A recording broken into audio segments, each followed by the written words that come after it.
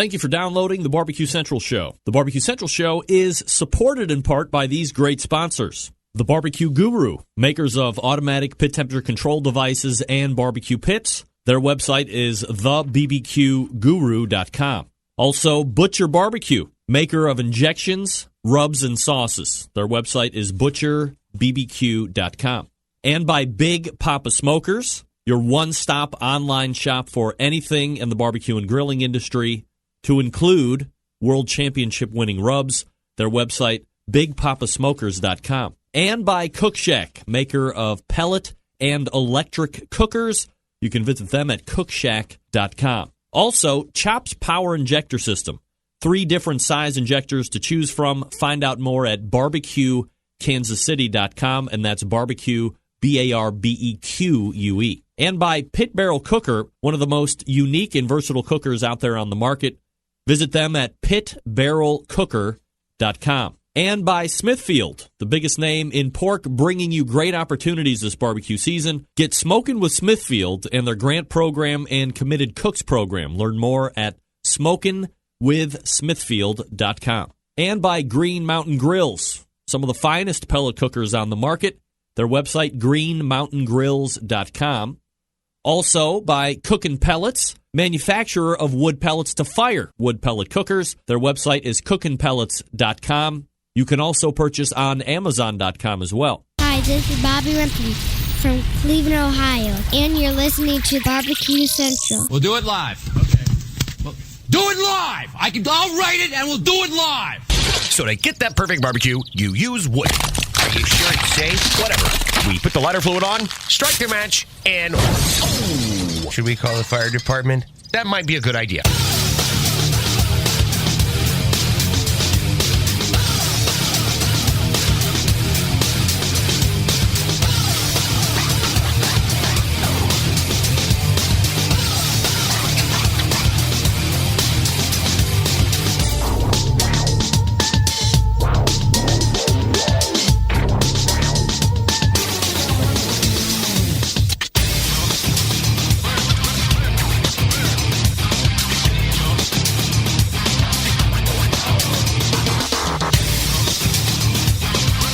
All right, good evening, and welcome to the Really Big Barbecue Central Show. This is the show that talks about all things important to the world of barbecue and grilling. We are originating from the Rock and Roll Hall of Fame city of Cleveland, Ohio. It is the barbecue capital of the North Coast. I'm your program host, Greg Rempe. Happy to have you aboard here on your Tuesday evening.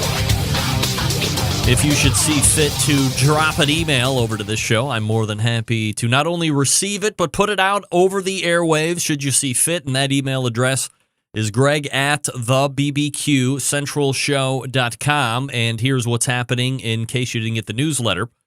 Coming up in about 12 to 13 minutes from now, a guy who has been on the show a handful of times, small handful of times over the course or genesis of this show. Originally, he was the sales and marketing director for Traeger way back in the day.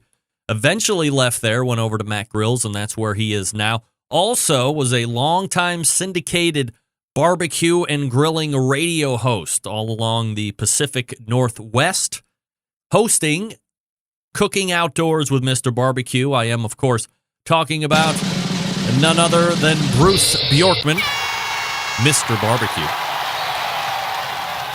A lot of cool things going on with the Mac pellet-style cookers. Of course, we all know here, fans of this show, that the pellet cooker market is continuing to expand, continuing to become more and more popular in the backyards, or just adding to the backyard arsenal. I have 3 pellet cookers. I love each and every one of them in specific ways. So I am certainly a fan. There's no doubt about that. And Bruce Bjorkman will be here to talk about the latest and greatest of Mac grills out there available in the market today. And then at 9:35, we will be talking to now the reigning Jack Daniels World Championship Barbecue Cook-Off champion, Walt Moulton from Rocky Top Barbecue. Little less than 2 weeks ago, Walt went down to Lynchburg, Tennessee, had himself a great cook, and is now the world champion of barbecue and grilling, or barbecue as it relates to the Jack Daniel's World Championship Barbecue. That will wrap the first hour. Then we'll go to the second hour at 10:14. We will be joined by a longtime sponsor of this show, which I appreciate, but more importantly, the pitmaster of Big Papa Smokers and the creator of the King of the Smokers, Sterling Ball, will be joining us as well. So very much looking forward to the next 120 minutes or so as this show unfolds. Again, Bruce Bjorkman and Walt Moulton in the first hour, and Sterling Ball in the second hour. With Sterling, of course, we'll be talking about a number of different barbecue and live fire cooking items, not the least of which, of course, is his securement of a back-to-back California Barbecue Association's Team of the Year victory. So congratulations to Sterling. We'll talk about that as well as what else has been going on with his 2017 competition, which again, by the way, don't let it fall underneath the radar because he's not cooking 50 times a year. He's had himself a great season yet again. So looking forward to that conversation as always. Again, email address, greg@thebbqcentralshow.com. And I'm happy to get you up if you see fit to write in and talk to me about the show. Let me get that email out of here. Don't need that. All right, let everybody know that the show is on. Hit them up on the Facebooks, the Twitter, the Pinterest, the Google+, all that good stuff. OutdoorCookingChannel.com is a video syndication partner of this show that will be ending at the end of the year. Of course, you can get the show at Facebook.com/BBQ Central Show. That will probably be the main go-to here as the new year unfolds. Although we still are looking at a YouTube, possible going live to both avenues, depending on how things shake out. Or you can just forego all the video stuff if you want to and head on over to the audio stream only, which can be found at the main website, thebbqcentralshow.com. A lot of you have asked me over the past week or so. Of course, I was not in last week. We had Halloween. We had some issues here that just weren't going to allow me to do a show and then do some other fatherly duties a week ago.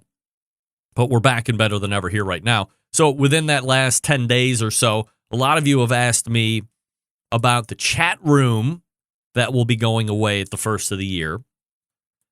And will there be some kind of a gap fill? And to that, I say yes, to have some kind of gap fill in place. I have gone ahead and set up an account with Slack, like what some of you people do at work, Slack. And if you go to the Barbecue Central show, or how about, here's where you need to go to get on Slack. Go to the BBQ Central Show .slack, S-L-A-C-K, .com, and you can sign up. It's free, by the way. You can sign up for an account there, and then you would hit the live chat option. There's a number of different chat options or channels. There's specific verbiage that Slack people use. I'm still not there yet, but you can feel free at the turn of the year to head over there, and I will monitor chat as best I can. Again, I'm not overly conflicted about not necessarily having a chat option because I don't usually read it too much because you can easily get lost. So we've had this conversation before, so I'm not, just like, with video, I could definitely see doing away with the video feed, maybe still having it on Facebook, but having it just go back to an audio thing. And then, of course, that would be the second reason that I would go to YouTube as well, because that does have a live chat option. So, and I believe the chat actually integrates with XSplit, which is the software program that I use to press out the live feeds. So more on that to roll out. But in the meantime, you can go, and by meantime, I mean after the first of the year, you can go to the bbqcentralshow.slack.com and you can monitor chat there. There are some announcements that are going to be going on there. We'll see how it works. I mean, it could be a good, as I say, gap fill, or we'll just eventually still go to Facebook, but for chat, we'll monitor on YouTube, all that good stuff. I also like Slack because it does give you different channels. So during off hours, you can go to, for instance, I could start a channel that says like guest questions, and at your convenience, you can go there and drop off a question you would like to have a potential guest get asked, and I'll mix those in. As I just mentioned a couple minutes ago, there's a place where I could go to just post announcements as they're coming in, so you can be up to date, so you might want to check that out. Facebook is actually supposed to be releasing their own video studio platform. I don't have access to that yet. I've had some people that are working behind the scenes with me put out feelers to certain top people at Facebook to see when I might be getting that option, because I'm hopeful that there might be kind of an all-encompassing video platform there, since I am going to Facebook Live through XSplit right now. That might include a chat room, but maybe it won't. But that it's kind of like huge news is because Facebook does not have that integrated going live studio platform like a Ustream or a Twit, or for that matter, a YouTube that does have a studio platform built into it. So it's slowly rolling out. I don't know if any of you have accessibility to that right now or not. You have to kind of search around for it, but I do not. So more on that if I get it. And then, as I have kind of been mentioning here over the last couple shows, I'm in the process of getting a new YouTube page put together, and then I will get it launched. Links will replace the old ones with the new ones, so you can just hit the particular link and away you go. You might also notice that if you go to the main website, the bbqcentralshow.com, the very top looks a little bit different. We have some new show buttons. We have a couple in the stable right now that are not being released because they're technically not active yet, specifically the YouTube page. So look for those new buttons instead of that big red one that was at the top that was just getting you audio stream. You can now link right to the Facebook Live video. You can also link right to the live audio only. And again, as we continue to grow in places that we're broadcasting to, buttons will be introduced right at the top. Very clean, very easy to hit. Click on them and away you go. And I would like to thank Matt Frampton for instituting those, and a shout out to my sister Kate for making those buttons. For as much as I do know about technology, I can't make everything. So I appreciate their help. Thanks again to Matt and Kate. And again, also at the beginning of the year, I'll be releasing a Best of the Barbecue Central Show supplement in the podcast feed. So I'll have a segment coming up with John Solberg here shortly so we can kind of go through all of that. But before we get to Mac Grills and Bruce Bjorkman, I want to talk to you about Big Papa Smokers, the one-stop online shop for all things barbecue. Their curated selection of only the best outdoor cooking products and grilling supplies will get you on the path to better barbecue results in no time. Everything at BigPapaSmokers.com has been Pitmaster approved by Sterling Ball, Big Papa Smoker himself. From award-winning rubs and sauces to American-made grills, smokers, and drums, Big Papa Smokers has something that can make every outdoor cook a little or a lot a bit better. Whether you're in the backyard or you're on a competition circuit, Big Papa's has something just for you. Well known for the popular seasonings like Sweet Money, Cattle Prod, and Cash Cow, they also combine forces with Simply Marvelous Barbecue to form what is now known as the West Coast Offense. Hey, aside from those rubs, Big Papa's is the owner of Granny's Barbecue Sauce. Looking for a new go-to sauce that will please everyone? Granny's traditional yet powerful flavor that reminds us of why we fell in love with barbecue in the first place. Head on over to BigPapaSmokers.com to order yours. And aside from their premium selection of rubs and sauces, they also have really cool grills and cookers. You're looking for a versatile smoker, easy to use, that we'll talk about next segment? The Mac 2-Star General is the one you might want to be looking at. If you're not a pellet cooker fan, you can look at the Old Hickory Ace BP, the only charcoal smoker that Big Papa trusts on its competition barbecue trailer. If you're a backyard barbecue enthusiast like me, and you're looking for a durable and versatile grill that will last forever, the M Grill from Texas just might be what you're looking for.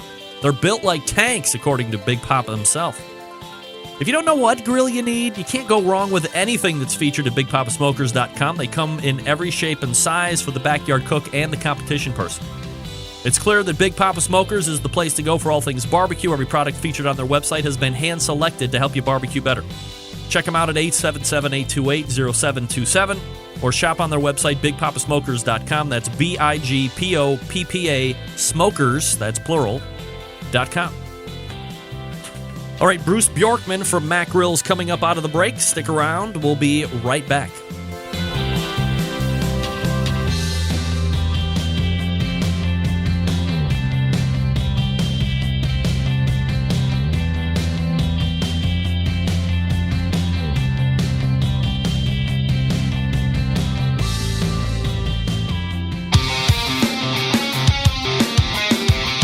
Broadcasting live from the Barbecue Central Radio Network studios in Cleveland, Ohio.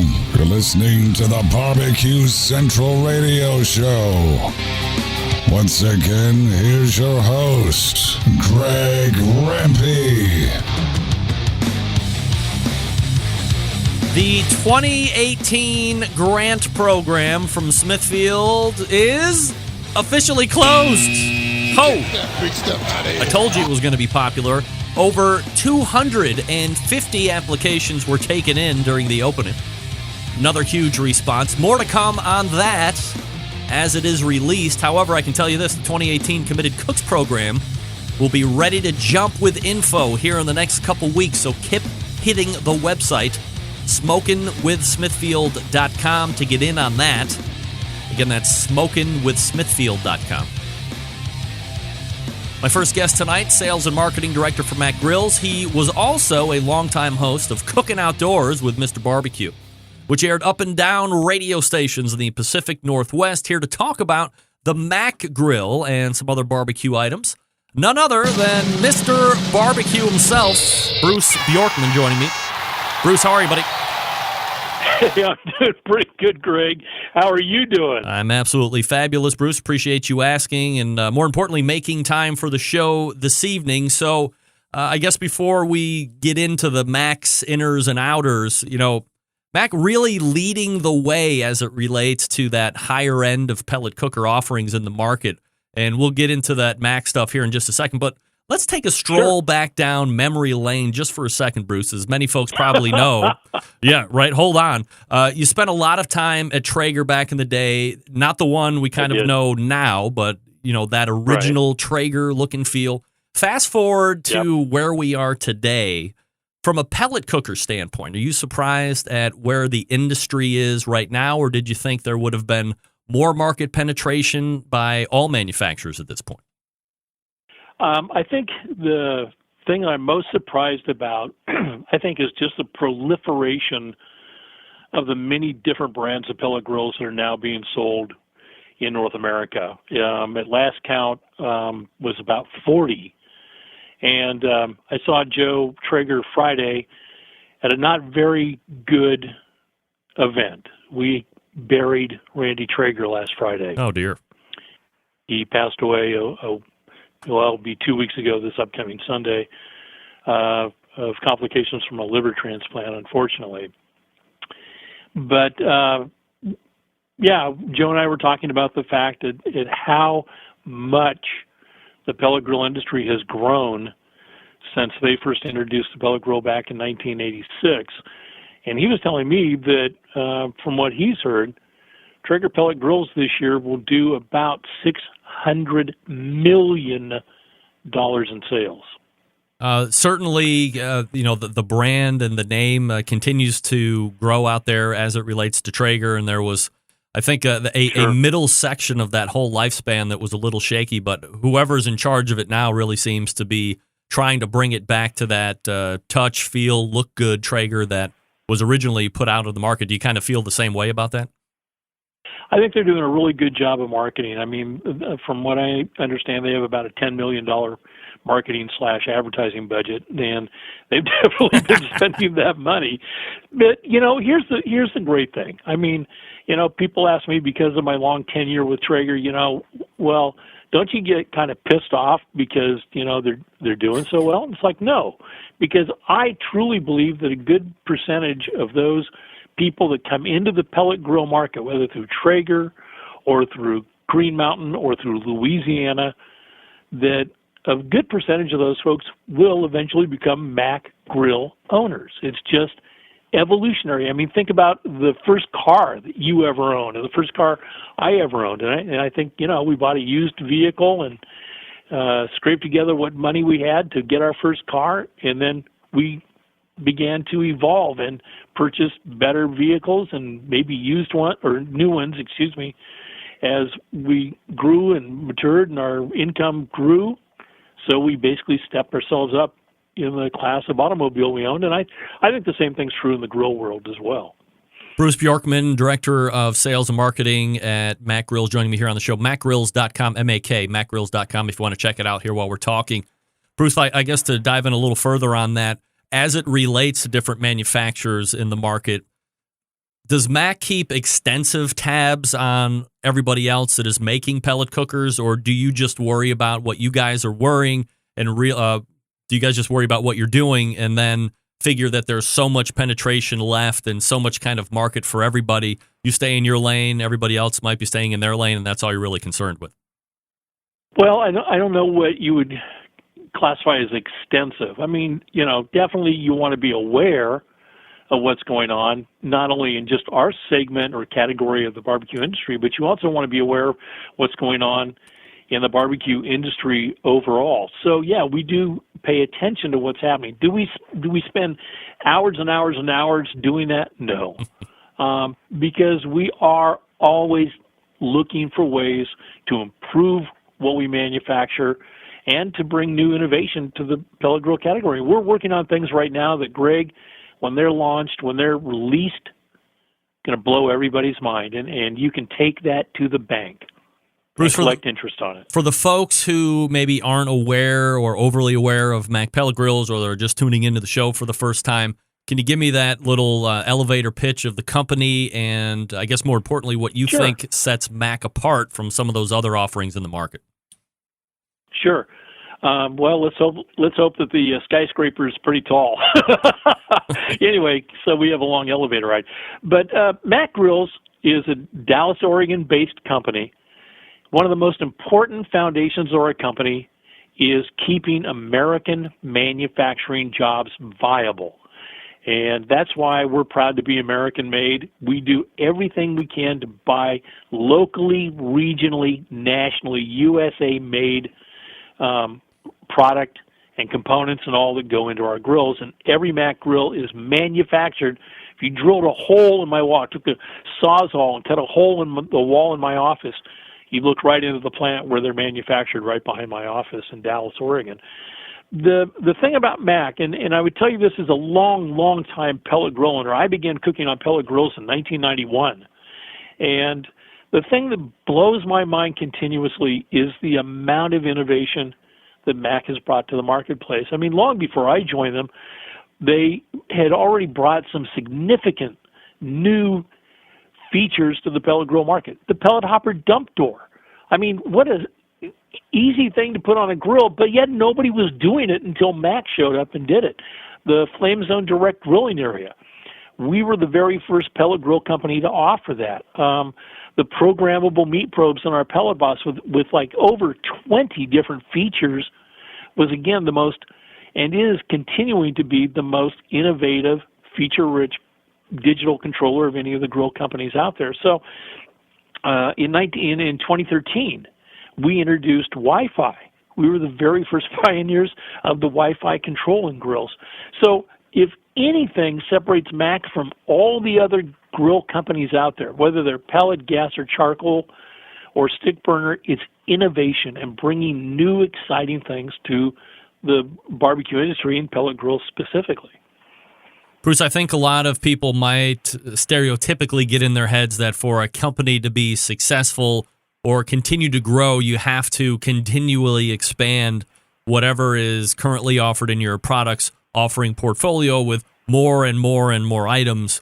What is Mac's thought on models that you offer, and I guess specifically how many models are you guys currently offering today?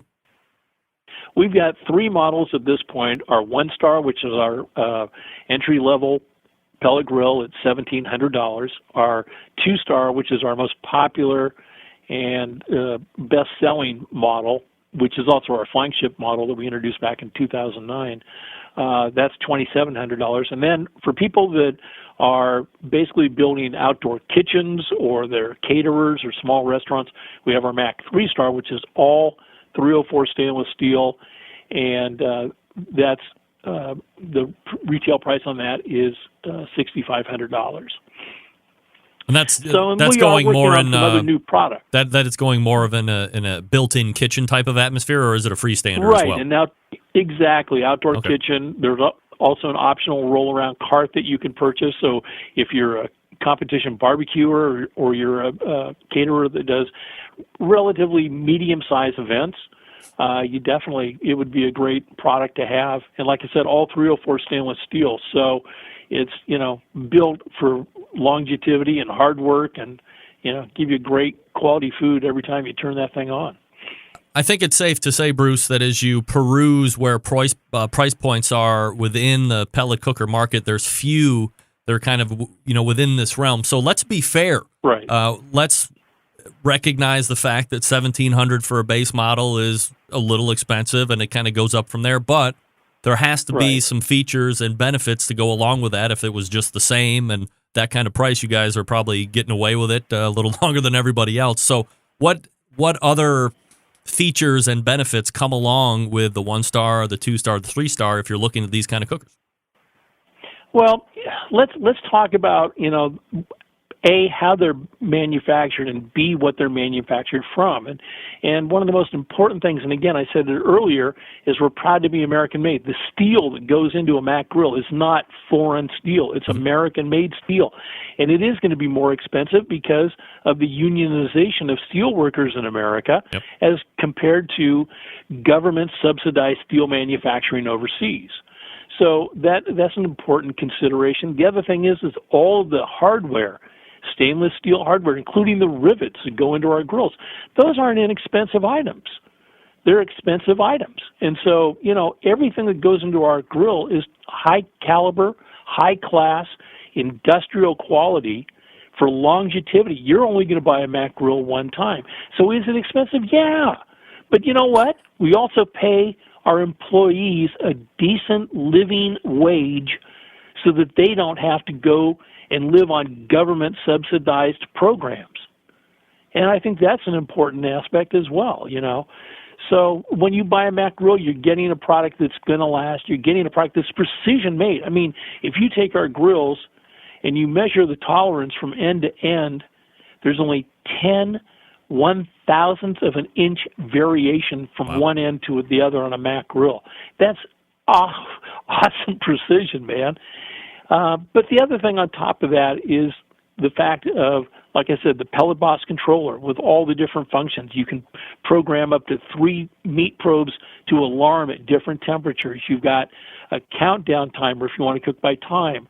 You've got an elapsed timer to keep track of how long your meat's been on or how long you've been smoking or whatever.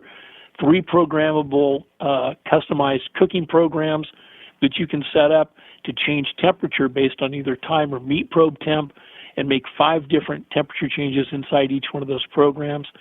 The ash clean out that we've got, the removable fire pot, the pellet hopper dump doors, all those things are part and parcel to a Mac grill. And it's been interesting to see. And Greg, one of the things that really, I think, probably hurts my heart more than anything else is the lack of innovation that's going on in the pellet grill category. It seems like everybody is copying 1 or 2 people, and that's it. And it's like, come on, this is America. Let's put on our thinking caps and let's push the envelope when it comes to technology and innovation and, continue to move forward with what I think is one of the best ways to cook outdoors. So aside from the controller and how it's put together, and as you were talking about, let's be innovative, let's continue to push that envelope, what's Mac doing to help further that cause? Well, we're working on all kinds of different projects. I can't talk about them at this point because we're still under development. One thing I do need to mention, though, is that last year we introduced a feature on pellet grills that our pellet grills that absolutely set a new standard, and that is that all of our grills are equipped with a ceramic igniter with a lifetime warranty.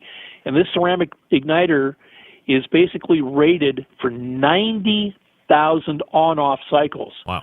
So if you took 90,000 and you divided that by 365 days a year, you're talking over 240 years of potential lifespan. Wow. And the great thing is because it's ceramic, it's not going to corrode and it's not going to short out.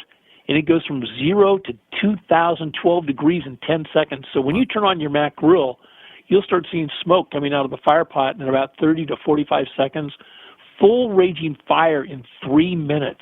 Wow. and you don't ever have to worry about that igniter going out. I mean, you've got such a great level of confidence knowing that I can go out, turn on my Mac, and it's going to start because of this flash fire ceramic igniter.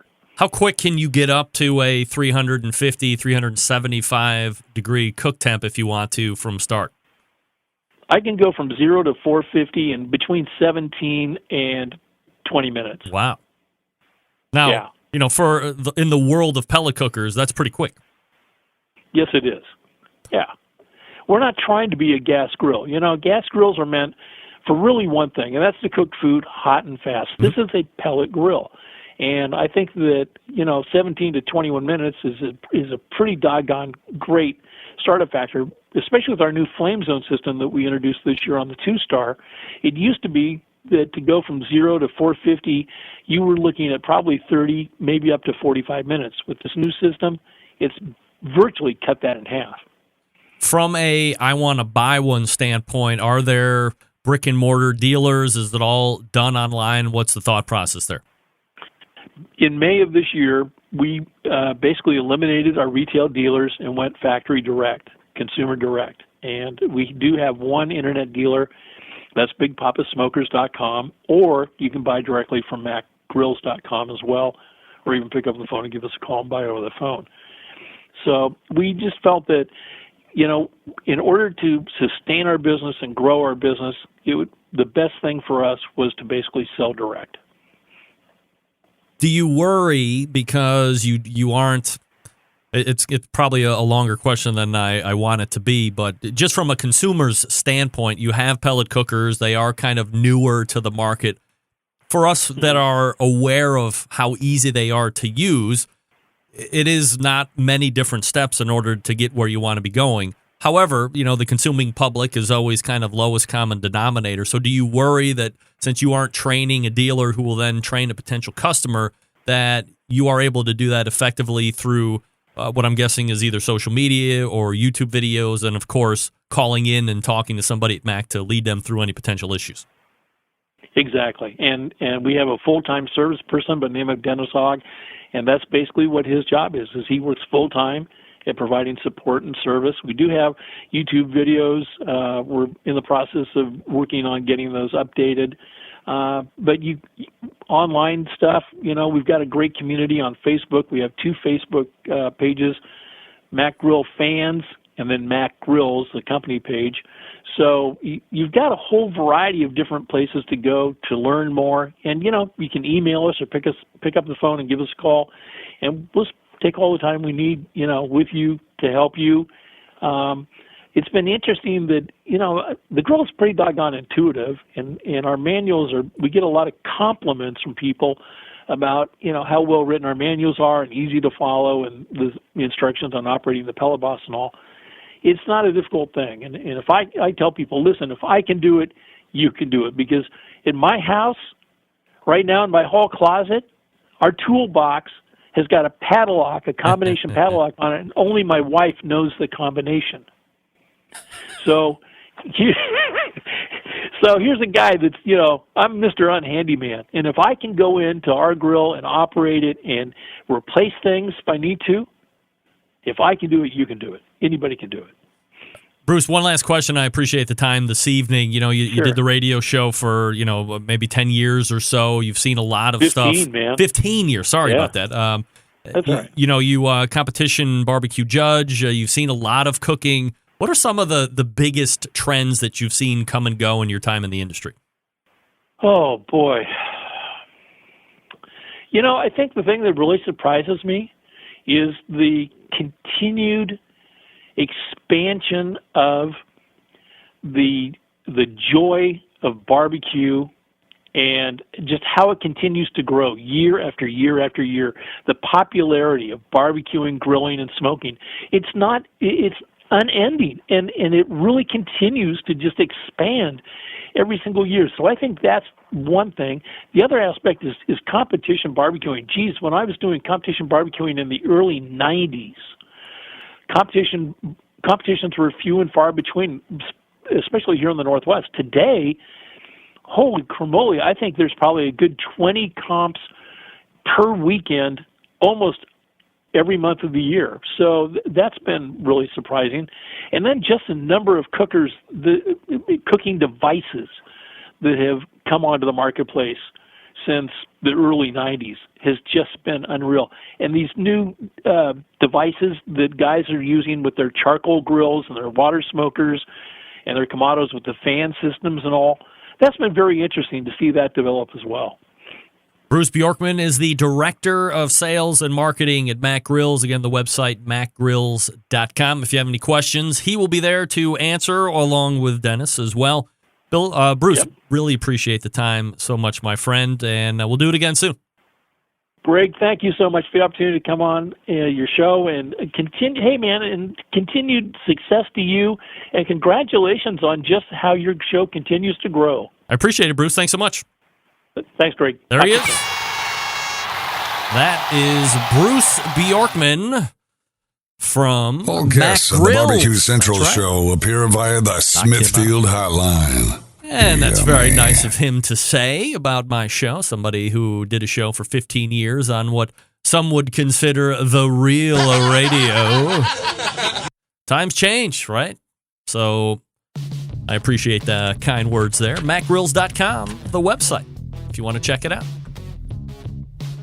All right, we got Walt Moulton coming up out of the break. I'm going to talk to you quickly about Cook Shack, a manufacturer of smoker ovens for barbecue and grilling lovers with any amount of experience, whether you barbecue in the backyard, on the competition circuit, or in a 5-star dining facility. Cook Shack has the unit that will do the job, and with a full line of barbecue sauces, spices, pellets, and wood chunks, it's the perfect one-stop shop. Cook Shack strives to be your barbecue resource center by offering cooking classes, online recipes, how-to videos, 2 blogs, smoke and grilling 101s, and a video cooking classroom. Check out their website at cookshack.com or follow them on Instagram, Facebook, YouTube, Twitter, Pinterest, and Google+. Get advice or share your passion for barbecue on their world-class barbecue forum. Cook Shack pellet-fired smokers are the choice of champions because they were designed by a champion, who, by the way, is getting ready to race in the desert. Of course, I'm talking about Ed Fast Eddie Morin. The FEC 100 and PG 1000, always customer favorites. The PG 1000 can double as a smoker and grill, low and slow, hot and fast. The pellet grill line gives you the most for your money.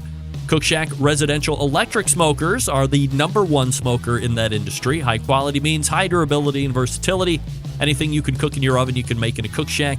Passion and dedication drives Cook Shack's manufacturing, with quality always being at the forefront. Get the best in barbecue since 1962. Call 800-423-0698. That's 800-423-0698, or visit the website cookshack.com. The Jack Daniel's 2017 Grand Champ out of the break. Stick around. We'll be right back.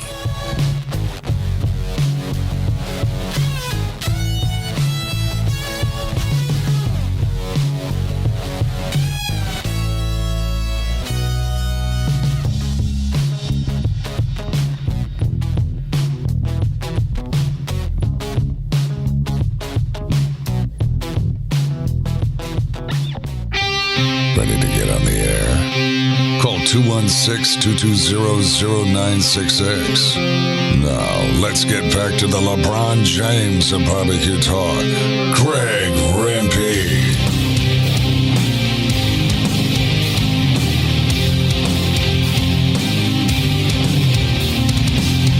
All right, welcome back. This portion of the show being brought to you by Green Mountain Grills, manufacturers of some of the best Pellet Cookers out there on the market today.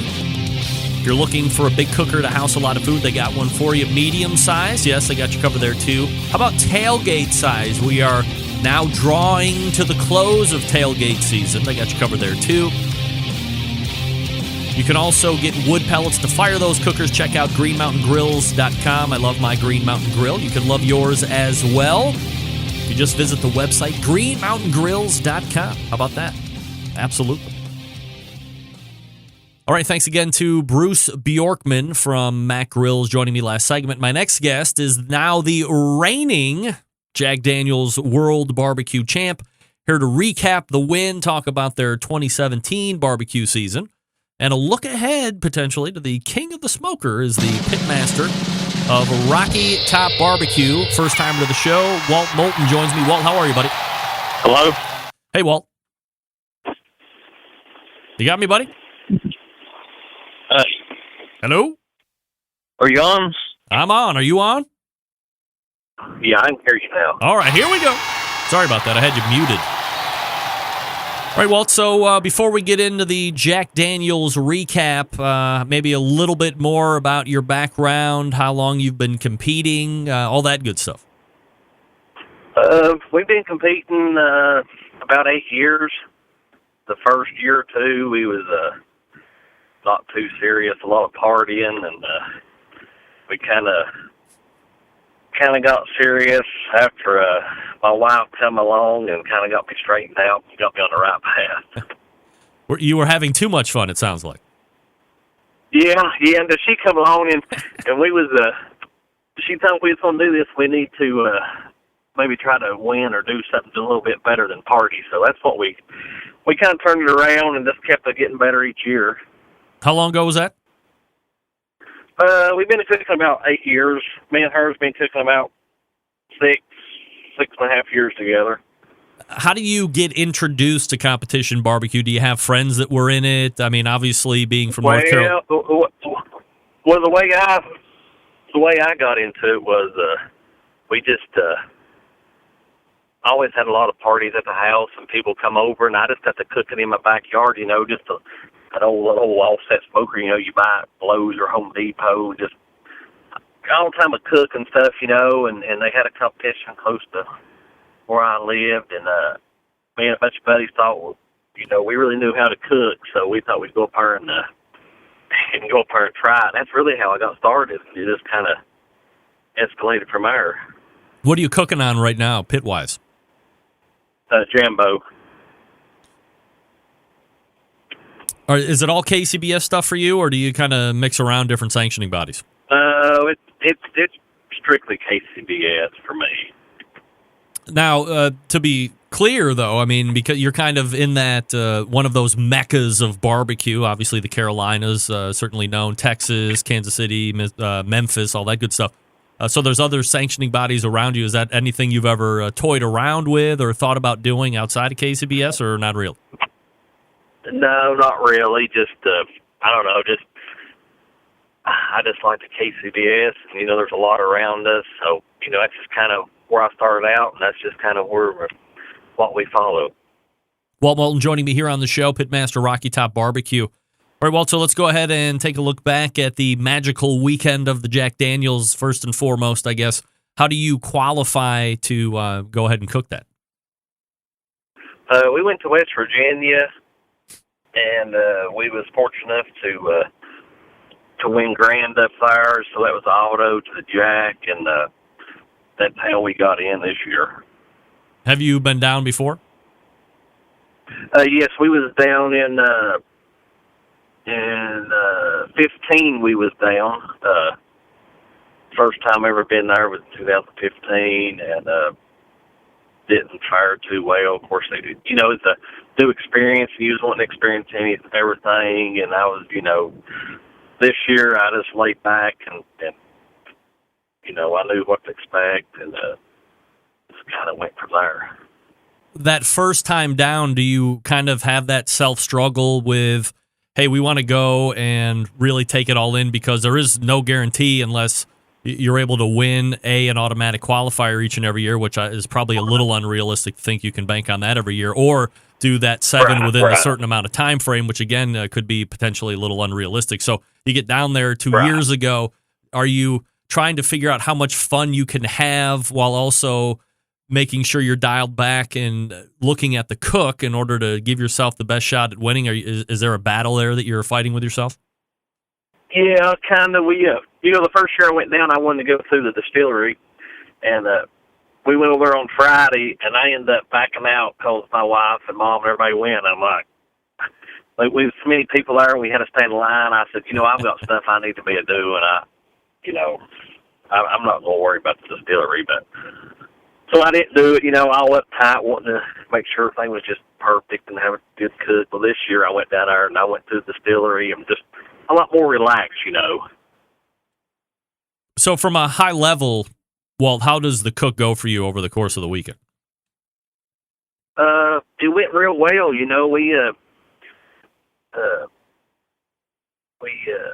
we started pulling our food off and pulling our chicken off and boxing it up and tasting it. And we'll go back I think about 11 o'clock it went to raining. It was about 39 degrees, and I think we got almost 2 inches of rain from 11 to 6 that morning. Wow. And 3 o'clock is when I light my pit. So, we had to fight the rain and all that, which, cooking on the Jumbo, it really don't affect it any. So it really wasn't too big of a deal for us. But, going back and fighting all that, it was muddy and we had a good cook. We started tasting the food and we liked our chicken. We liked everything we cooked that day. And I told my wife, I said, it's just kind of a crapshoot down here because you don't never know what you're going to get. I mean, you got a lot of celebrity judges and, it's just a lot of good teams and a lot of teams. And I told her, I said, I like to have this food at any contest we cook this year because we had good food. A lot of the times you hear pitmasters say how good their food is, and inevitably it turns out to be exactly the opposite once their judges get their hands on it, of course. So were you surprised to see it not to kind of work out in your favor? Yeah, that's what we were talking about. I said, we got good food, but, when you like something, it's usually the opposite of what happens. And I thought we cooked everything the best we could, and the tenderness was spot on, and and we could have been very easily been, in the middle of the pack, or you just don't never know. And this time it worked for us. We was fortunate that the ball fell our way. Well, I've talked to pitmasters over the years of doing the show, and we talk about leading into the jack, especially guys that might be kind of in the middle of the country or even poking out a little further west. They tell me almost to a man or a woman that, especially when it comes to certain items, potentially brisket or some of these other things, that they will kind of deviate from what their normal program is because once they get kind of south and east, they feel, and of course there is that discrepancy in experience from the judges' palate. Some people are getting sworn in overnight, then you have some master judges and everything in between, that they feel like they have to change it up a little bit. Do you stay with the flavor profile to get you there, or do you make changes? I haven't never made changes. I've cooked in West Virginia. I've cooked in West Virginia. I've cooked Bainbridge, Georgia. I've been to Sam's Club in Bentonville, Arkansas. Tennessee, North Carolina. My stuff stays the same every week. I do not change nothing. I know people that do that, and man told me that, a Big Mac tastes like a Big Mac in California as it does anywhere in the country. So if you got good barbecue, more likely it's going to work. You got to find that middle of the road. I think that appeals to everybody. And that's the hardest thing to do is get something that's not offensive to nobody. I mean, you want them to not be able to find nothing wrong with it. Well, as the overall awards are being called out, when you get to Reserve Grand Champion, you don't hear your name called. Do you think that you have a shot at it, or do you think that you're out of it altogether? Well, I have 3 calls, and, they're calling overall, and they get down to, I think, the 8th place team. I think they was 8th with a 700 score with no calls.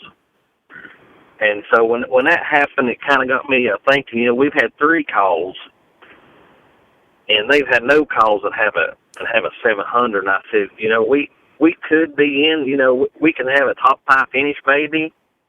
And, they're calling on down. And I thought that I had a shot maybe at 3rd or reserve. And when they called Smoking Hogs for 3rd, because I thought they probably was going to win it. Mm-hmm. And, not knowing where my ribs were at, my ribs are being strong this year. And, they called Smoking Hogs for, I think, 3rd. And then I thought, well, maybe, I've got reserve. Because I knew American Dream had a good cook, too, so. but they called him for a reserve, and I looked at my wife. I said, we may have just won the jack. It just depends on where our ribs are at. I mean, we could have had a 90 place rib and just took us plumb out. Yep. And everybody's looking at me saying, "Oh, you won it." And I said, you don't never know until they call your name. I mean, there's nothing for certain. So when you get the call as overall grand champ, like, what are some of those initial emotions that are washing over you? I mean, you're obviously there with your kid, your wife. How is that for you? Yeah. Well, it was. I guess when it first happened, you really don't. You really don't really think about it. It's just you're going up there on stage, and I mean, there's music and there's people everywhere, and they're taking pictures, and you just can't. You won it, but it's just kind of one of them. Just one of them feelings that you really don't sink in until after it's over with. We just it's just pretty chaotic and just couldn't believe it. Does this easily qualify as the biggest win of your competition career? Yes. I mean, I think if you win the jack, I mean, it's one of the most sought after contests people try to get to, and to get to it and then to win it, it's just. It's a big win. Aside from the nice check and the eternal bragging rights and all that good stuff, you do automatically get to go back and defend next year. We can lock you in for that right now, correct? Yes, correct. Yes, we get another auto entry again next year.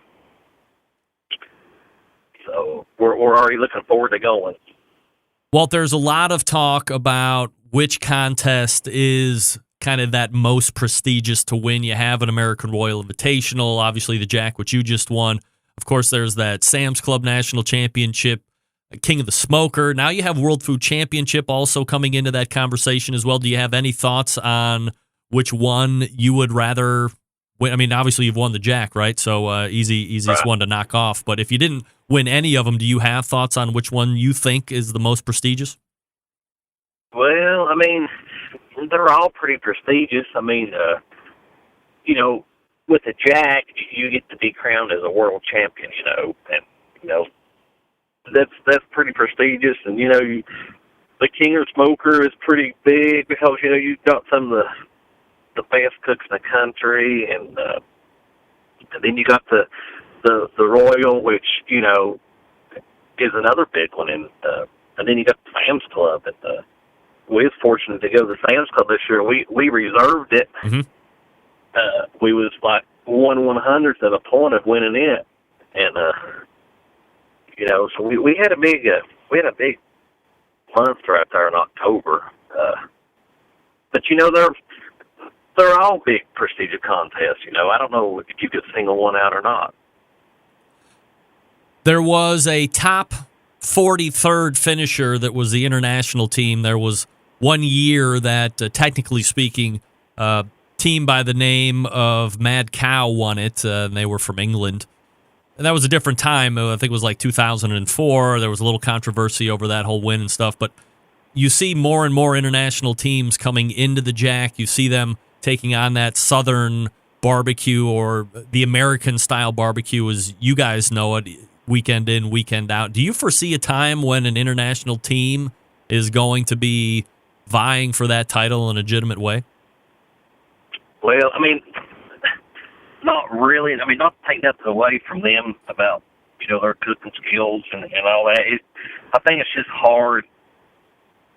Most of them come over here and they're cooking on different equipment, different wood, different. I mean, it's kind of hard to go out of your element and cook. I know if I had to go somewhere and cook on a different smoker, stuff that I wasn't used to, it's hard to make up that ground. Not to say it can't be done, but they're already at a disadvantage with all the with equipment. The lack of equipment. Walt Moulton is the pitmaster of Rocky Top Barbecue and is your 2017 Jack Daniel's Barbecue World Champion. That feels cool to say. Walt, really appreciate the time tonight. Again, congratulations on the big win. Thanks so much for doing it. Thank you. You got it. There he is. Walt Moulton, world champion. Walt Moulton, by the way, if you need him. And he will have that title as he goes back next year to defend. That's the benefit of winning the Jack. He automatically, if you win it once, you get to do it twice. So that'll be his third time now. Maybe next time he will go down with a barbecue guru. Yeah, baby.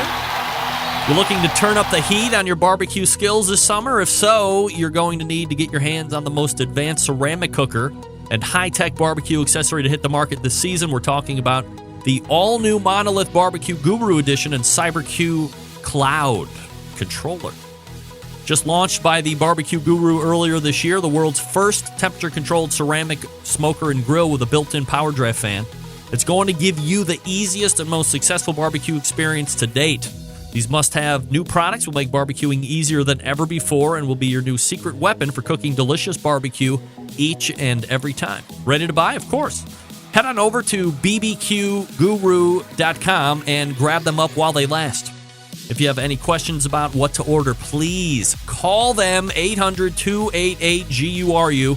That's 800-288-GURU, or visit the website bbqguru.com. Again, if you already have a Barbecue Guru Pitmaster controlled device, any controller, you don't need to buy anything else. If you buy the Monolith Grill, it already has the fan built right in.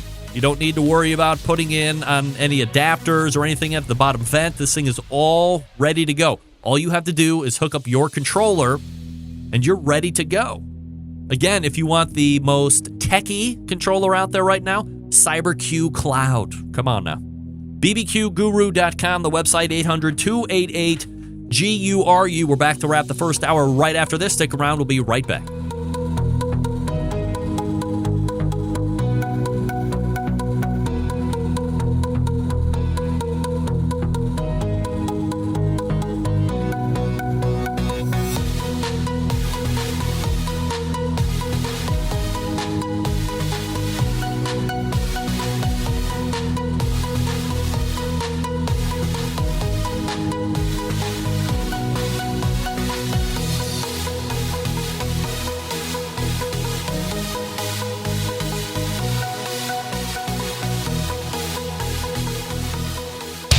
Big name interviews, advice on cooking brisket and ribs, and the only host willing to share his honest opinion on all things important in the world of barbecue. It's the Barbecue Central Show.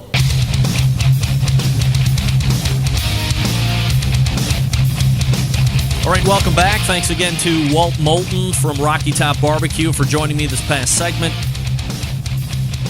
talking about his big win at was a little less than 2 weeks ago. Right? A little more than a week ago. The 2017 Jack Daniels. Email from Alan. Subject line, Mac Grill quality. Greg, as a one-star owner, I can say the quality that Mac makes an impression right away. Just walking up to the Mac Grill is a different experience than what people are used to.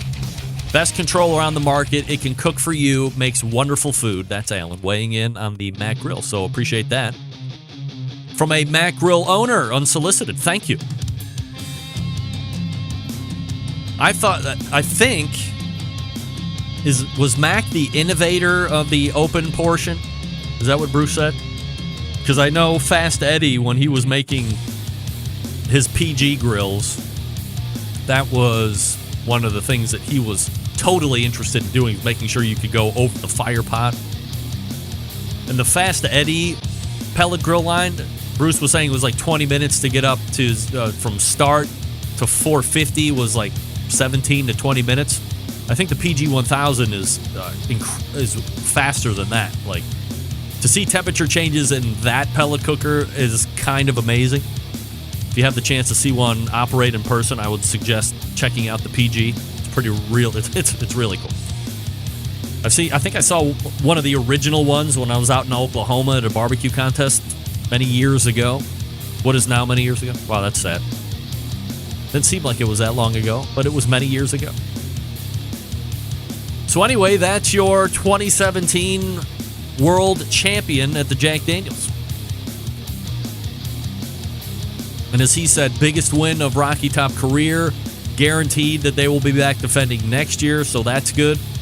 Has there ever been a champion that has decided to not go back the next year in order to defend? That is a great question.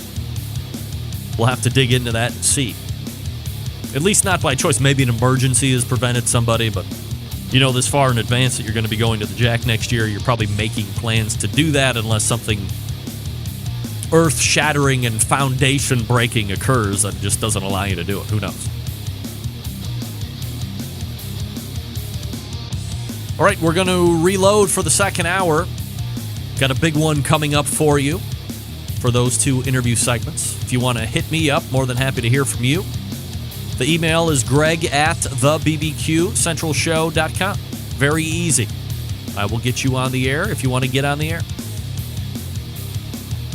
All right, stick around. We'll be right back.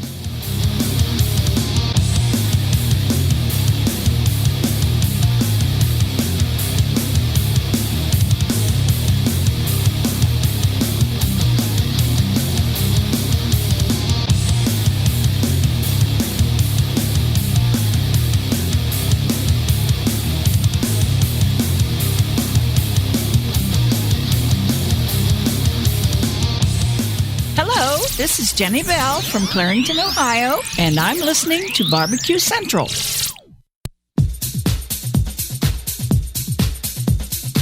Happy to have you aboard here for the really big barbecue show. Boing. We cook because we have to, and we grill because we want to. Hit me. Fine, how's it going? You have a great show. I'm a big fan. Boing. So what seems to be the problem here? This man looks like he's dead, and he's in the crackle. Charbono! It's all about the charbono, dude. Succulent fish. What? He ate 54 wieners. Oh, listen, Lavernius, shut your face. I'm shaking like a dog shit peach seeds. We have top men working on it right now. Top men.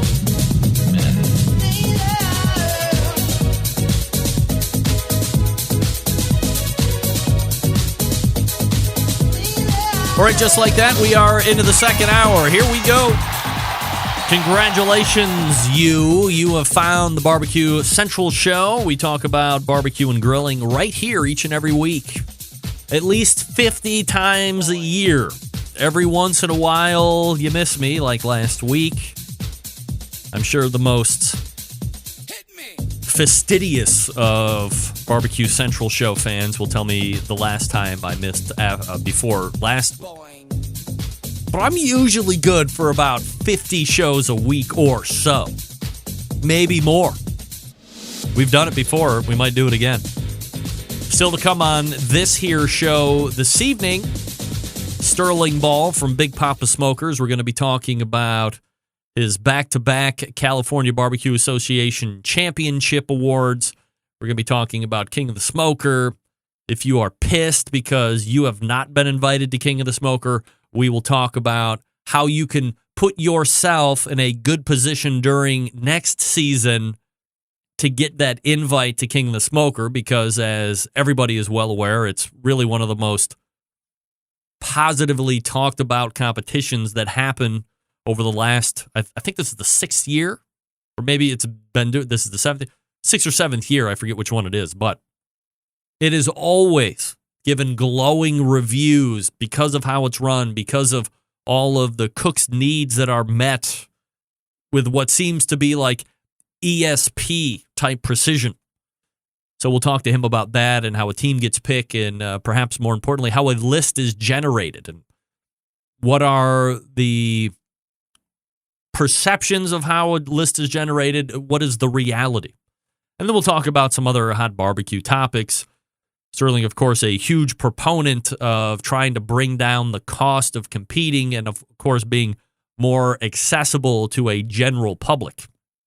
So we'll talk about how we can continue to grow the sport of competition barbecue, even though there appears to be powers that be that don't realize that they might be stifling its very growth. So Sterling Ball coming up next segment and the segment after that. We just talked to the grand champion of the Jack Daniel's World Barbecue Cook-Off. If you didn't get the top 10 results from whence it happened, allow me to regale you with those right now. As we all know, winning with a 708 Rocky Top Barbecue. We just talked to him. I'm counting on this hand how many plus 700s or 700s or plus. Reserve grand champion. Walt made a mention to that during his segment. David and Christine Qualls, the American Dream Barbecue Team, 707.9. Wow. Third place, Smokin' Hogs Barbecue with a 707.4. Fourth place, kind of competition legend, Parrot Head Smokers, John Nilgis with a 704 flat. Wow. Fifth place, Brad Leininger getting basted with a 703.4. Sixth place, Justin McGlawn, Lucky's Q with a 702.8. Our Butts Are Smokin', seventh place with a 702.2. Eighth place, Drilling and Grilling Barbecue Team with a 700.5. Top 8 spots, 700 plus. There was an 8-point spread between 1 and 8. And 8th place had 700.5 points. 10th place, Big Bob Gibson's Barbecue with a lowly 698.8.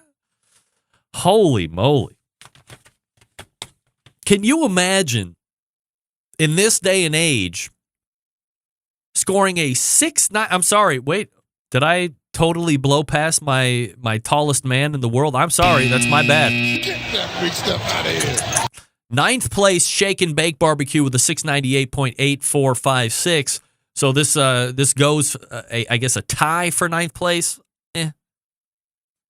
Shake and Bake and Big Bob Gibson's both finished with the same score, 698.8456. So there was some type of a tie break there that made Chris Lilly 10th place instead of 9th place and Tim 9th place instead of 10th place. Nevertheless, let me get back to my main point. Did you ever think that in this day and age, a 698.8 is going to get you 10th place? Get that big stuff 698, take that back home. You can't sniff the top 5 with that, chump. Wow. There's your level of cooking there. Huh? 708 wins it. 698, 10th place. Oh. Folks, if you don't know scores, 698 wins pretty much most of the competitions each and every weekend. I will be the first to admit, as you follow the scores like I do, maybe you don't necessarily understand the score, but as you follow the scores like I do, you see more and more 700 plus finishes, but not 8 in a field. I mean, that is tremendous. If you didn't know, the World Food Championships start this very evening. They run through Sunday the 12th, and remember, the final table will be taking place sometime in April of next year. I just touched base with top men at World Food Championships. There is no current firm date set for the final table. Now, the winner of the overall final table that takes place in April wins, how much did you say? $50,000? No. $75,000? No. Get that big stuff out of here. Winner gets $100,000. Holy moly. As final table info is passed down to this show, I will make that available through social media channels, or if it's released to me while this show is live on air, I will, of course, release it to you as I get it with breaking news. And this is why I start to lump in World Food Championship on the barbecue side with one of the more prestigious events to win during the course of the year, because there is a $100,000 payout if you can make it to the final table and you can win it. Remember, It's not just barbecue that you're going up against. You're going up against dessert and sandwich and burger and barbecue and bacon and all of this other stuff. So you have to cook the best food. It is not judged through KCBS style judging at the final table. It's EAT methodology, which Mike McLeod has discussed here on this show a number of times. Here's how the barbecue items are running down this week at the World Food Championships. You can keep up with all this stuff at worldfoodchampionship.com. You can get all that info there or visit their social media haunts for updates as well. Thursday at 9 a.m. through 2 p.m., you have the barbecue ancillaries. Friday, 9 a.m. to 5 p.m., you have the World Barbecue Championship. This would be the IBCA opening round. The top 5 will move on to the World Barbecue Championship round. Friday, from 1 to 4, you will find the Cowboy Fire and Ice Women's Championship Barbecue Series. Of course, the name is it's right there on the top of my head, and I can't think of who won it last year. Oh, you got to be kidding me. Really? Who let the dog? I'm stalling.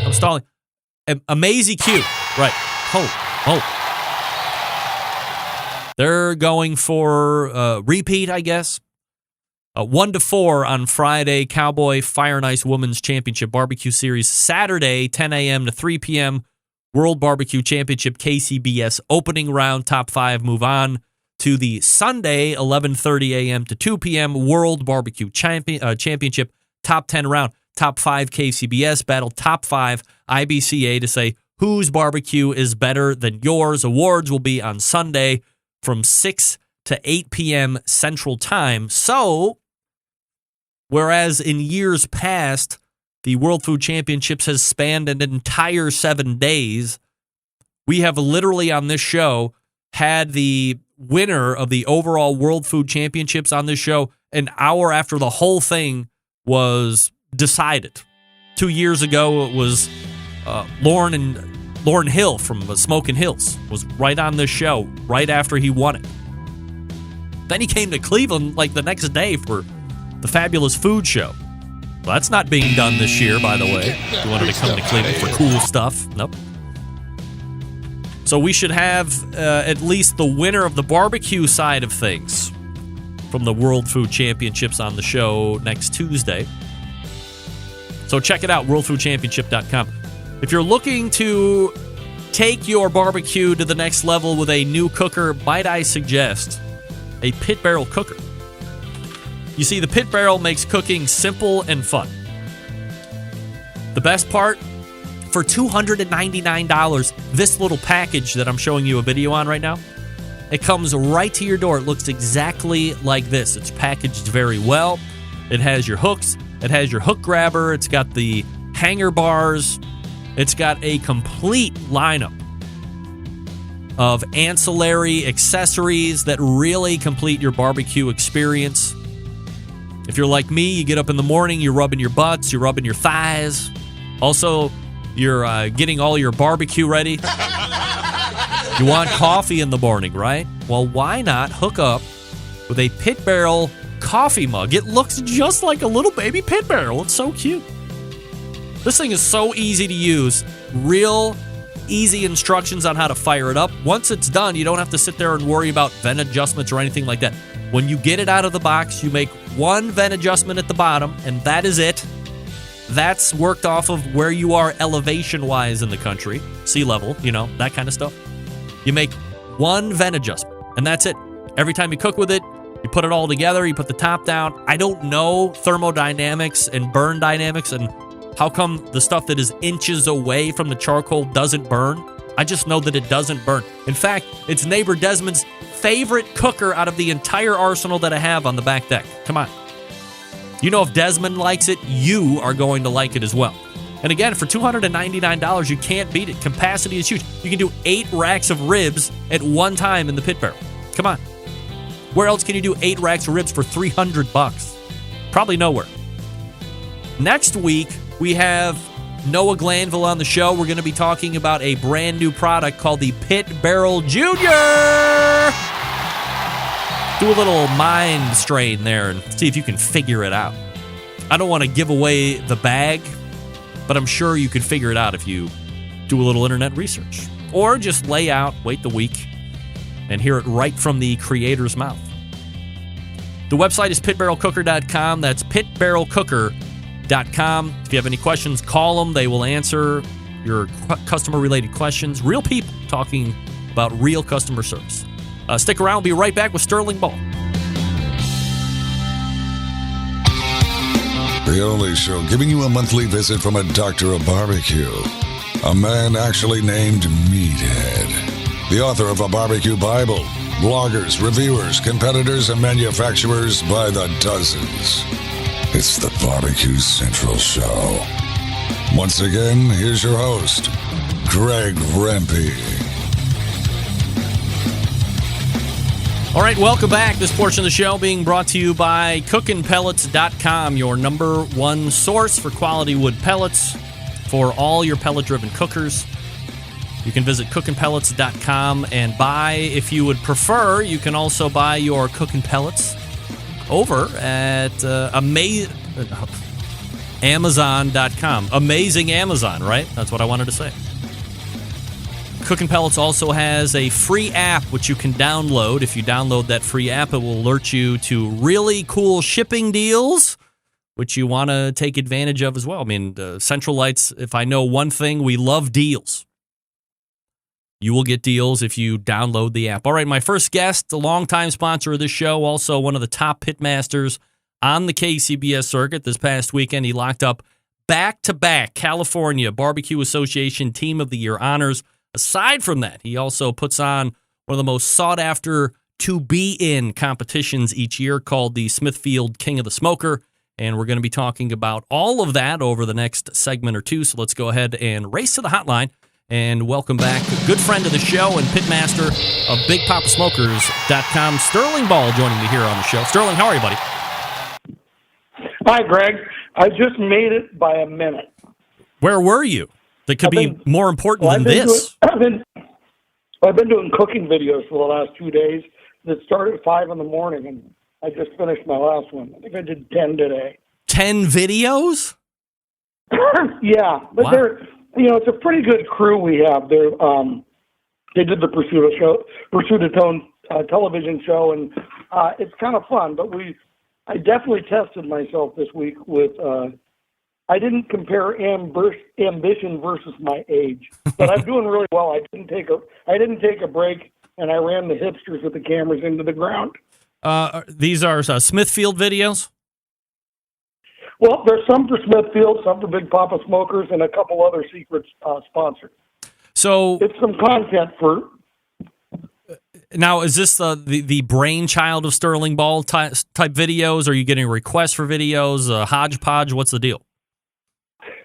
It's kind of a little of both. I mean, look at all companies are looking for content. My company is, but even your plumber has content. So I think when I get, Inc. Magazine featured the Ernie Ball content team for the second time this year, last Friday. And I think that the team that I have does pretty good work. And I think that it's a good opportunity for the other companies that work with Big Papa Smokers to get some content also.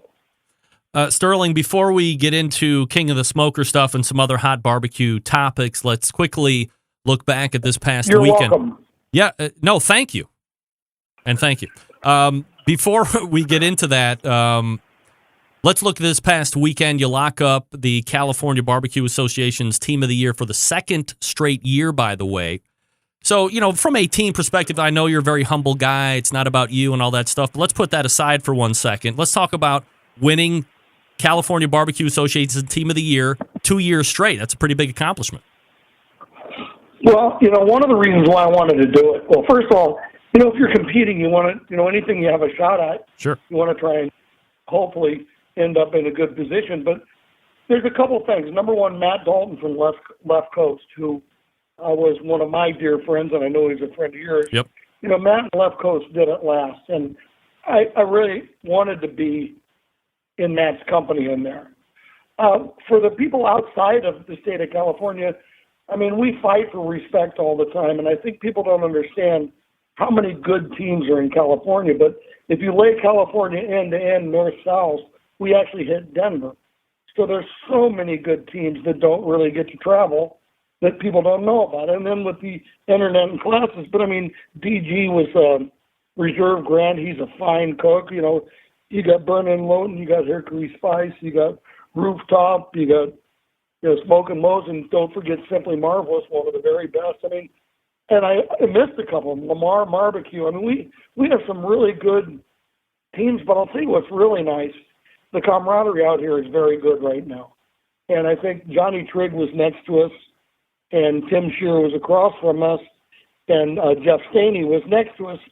And we just had a great time, the four of us. But I think Jeff knows about California barbecue, and Tim's come out for the guinea pigs. But I think Tim really had fun with the teams here. And I sort of feel bad I beat him. But he did get 2 180s. But I heard Johnny Trigg kicked your ass a little bit. Well, Johnny has anger issues. I heard he's got a gun in his boot, too. No, forget it. It's nothing like his sleeper hold. We were reenacting something that happened in Mesquite several years ago that was pretty funny because at the time Johnny was probably 74, not 79, and he got me in a headlock and he actually lifted me off the ground, which is sort of hard to do. But so we were reenacting it, and back then I said, Johnny, what am I going to do? Break your nose or your knees? Then I'm the guy who killed the legend. Yeah, right. But I'll tell you, Johnny Trigg is just one of the best ambassadors, one of the funnest guys. And when I think about my time in barbecue, Trigg took us under his wing early on. We were on Pitmasters with him, with Diva Q and Big Mista. And from that moment on, Johnny was pretty much a mentor to Big Papa Smokers. And I love Johnny Trigg. I love Trish Trigg. And it's really great getting to see him.